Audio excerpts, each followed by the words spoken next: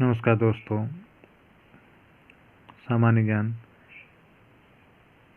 सामाजिक विज्ञान की पुस्तकों पर आधारित इस श्रृंखला के अंतर्गत आज हम कक्षा 8 की एनसीईआरटी की जो सामाजिक विज्ञान की हमारा अतीत भाग 1 इसकी पुस्तक है, इसमें आए हुए कुछ महत्वपूर्ण प्रश्नों का अध्ययन करेंगे। पहला प्रश्न है, भारत आने वाले पहले यूरोपी। तो भारत आने वाले समुद्र मार्ग से भारत की ओर आने वाले पहले यूरोपी थे वास्को डी गामा। ये 1498 में भारत आए थे, एक पुर्तगाली नाविक थे। दूसरा प्रश्न बहुत महत्वपूर्ण प्रश्न है, भारत में आने वाले जो यूरोपीय व्यापारिक कंपनियां हैं उन व्यापारिक कंपनियों का क्रम है।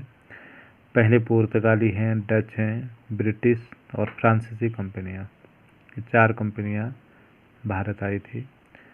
भारत में पहली इंग्लिश फैक्ट्री कब लगाई गई, अर्थात भारत में ईस्ट इंडिया कंपनी द्वारा पहली फैक्ट्री भारत में कब लगाई गई थी? 1651 में हुगली नदी के किनारे लगाई गई थी। प्लासी का युद्ध कब और किसके मध्य हुआ, यह भी महत्वपूर्ण है।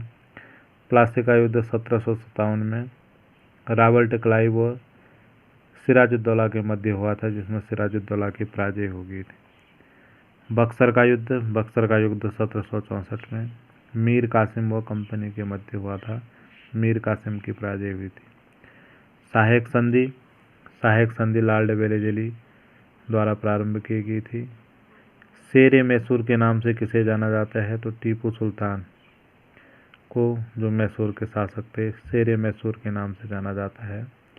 टीपू सुल्तान किसके पुत्र थे? टीपू सुल्तान हैदर अली के पुत्र थे। मैसूर के शासकों व अंग्रेजों के मध्य 4 बार युद्ध हुआ था। 4 बार युद्ध 1767 से 69, 1780 से 84, 1790 से 92 और 1799 में हुआ था।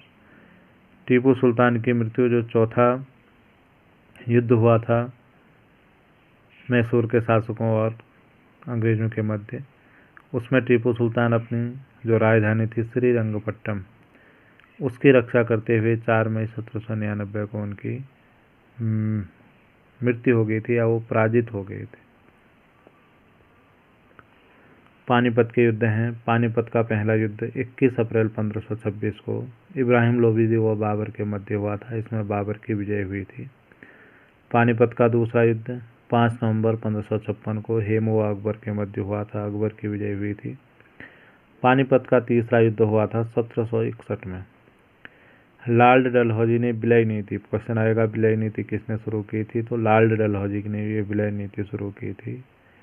विलय नीति के अंतर्गत वह कौन सी रियासत थी जिसे अंग्रेजों ने अपने कब्जे में लिया? तो पहली रियासत थी सतारा 1848 में। उसके बाद संबलपुर, उदयपुर, नागपुर और झांसी को अंग्रेजों ने अपने राज्य में मिला लिया था। यह विलय नीति इस सिद्धांत पर आधारित थी कि यदि किसी भारतीय शासकों के अपना स्वयं का पुत्र नहीं होगा तो वह किसी गोद लिए हुए पुत्र को या अन्य को मान्यता नहीं देगी। इस आधार पर वह उन राज्यों को अपने शासन में मिला लेती थी। इस नीति को विलय नीति कहते थे।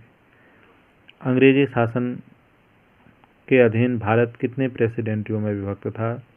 मद्रास, बंगाल और बम्बई 3 प्रेसिडेंटियाँ उस समय थी। रेगुलेटिंग एक्ट कब पास हुआ था? 1773 में।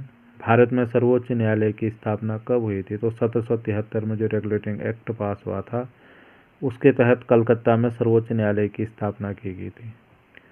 ये 3 व्यवस्थाएं हैं भारत में राजस्व वसूली के लिए। ब्रिटिश ईस्ट इंडिया कंपनी द्वारा भारतीय लोगों से राजस्व वसूल करने के 3 तरीके थे। पहला स्थायी बंदोबस्त 1793 में कॉर्नवालिस ने प्रारंभ किया था। महालवारी व्यवस्था 1822 में होल्ट मैकेंजी ने प्रारंभ किया था।